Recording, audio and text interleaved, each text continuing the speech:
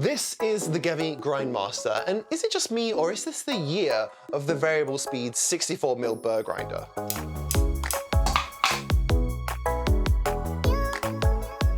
Just a quick update about this video. Gevi messaged me today and told me that they have changed the design from a stepped to a stepless grinder for the final version. That's a really good change, and it's nice to see a company paying attention to what people want from these kinds of grinders. If I get to play with the version 2, I'll put a link in the pinned comment below. Aside from the stepped to stepless adjustment, the rest of the video should still be pretty accurate for the version that I have seen. Before we get into the review, I just want to say thank you to Gevi for sending me this coffee grinder. No money has changed hands, and this will be a completely unbiased review, but I always appreciate being able to access coffee machines before they come out so I can do these reviews for you guys. Let's start with the design and build. Depending on your setup, the design is definitely going to be a polarizing thing. The black and bronze goes really well with my Nui leather, but there's also a silver version if that fits better with your setup. What do you think about the look? The shape of the body is this horizontal tube that's mounted onto the side, and so it does require this large base to avoid from tipping over.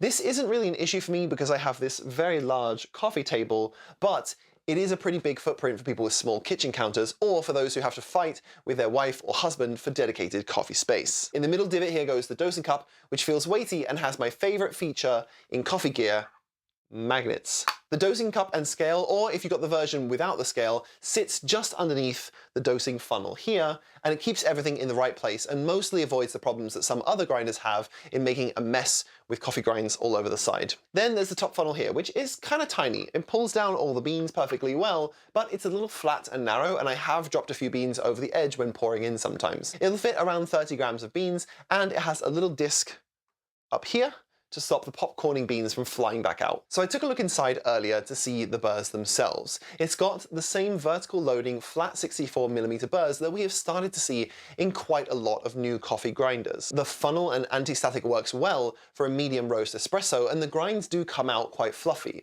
But when I looked inside, I found a little more retention than I was expecting, especially here in the back. So while it seems that there isn't very much retention if you just do weight in and weight out, which is usually within 0.1 or 0.2 grams, I don't think this supports the claim by the company to have nearly zero retention, as I pulled about 0.7 grams out of this. It also has a pre-breaker as well to break up those beans into smaller chunks before they hit the burrs themselves. The architecture on this is familiar, and it looks very similar to other stock burrs in mid-range espresso grinders.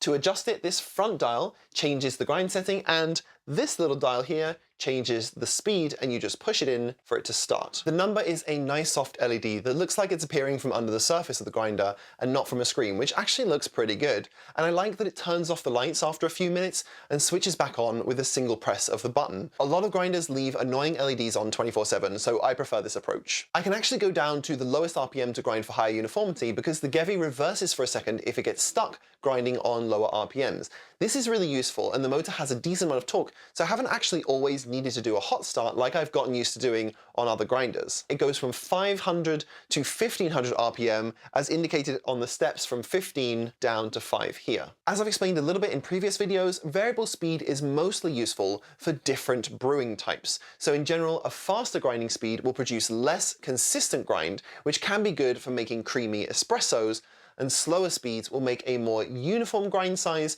which is better for clarity, with a little less body in most cases. Every variable speed grinder will be different, but I found with this one that the middle ground of around 1000 worked best for espresso for me. I'm not sure if this is a fault with the review unit that I got, but the adjustment ring, not only being stepped, which is already a bit of an issue for me, actually has this annoying issue with the finest step. The first point actually looks like the second point, and the clicker on my unit stepped over the first notch on the adjustment ring and went straight to number 2. So I ended up having to start counting how many clicks it was from the base to dial in my coffee, which is actually quite irritating. I'm not going to go on about this, but I have had several grinders before that made it hard to read or tell which setting you're on. And it isn't pleasant, especially if you're like me and you switch coffees around a lot. I usually take a note with my little pad here on what settings I've used, but the numbering convention on the Gevi Grindmaster doesn't really make that easy. The plate reads number 1 on the 5th point, which is actually only 4 clicks for me, and then there are 5 points between 1 and 2. Why not just label them from 1 to 64? That would be so much easier than grinding to 1 3/5. There's also nothing inside like the notch behind the front dial on the Sculpt 078S to move the whole range finer. Middle points are really important when grinding fine for espresso,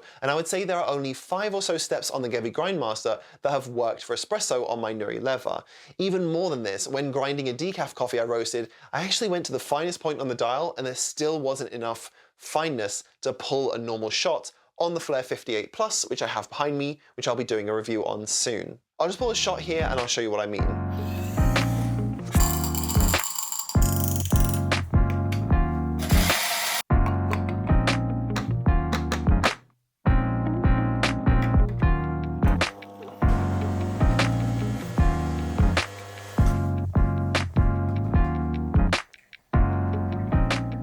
You can see part of the problem already is that is a 34.4 gram shot in about 35 seconds. And that was on the absolute finest setting on the Grindmaster. This is a light medium roast Colombian decaf that I've been roasting. The taste is great, honestly. It's smooth and it has that nice sharpness that I like from a flat burr grinder that emphasizes the fruitier notes. It's not in the same league as what I've gotten from the DF83 with its much bigger burrs, but it's also a lot cheaper, so I wouldn't expect the same flavor out of this setup. Go back over to the dosing cup for a second. I got 2 versions, one with a scale and one without. It could be quite useful for people who haven't already got a scale that can do 0.1 increments, but most people who have a home espresso setup will already have a much better scale than this one.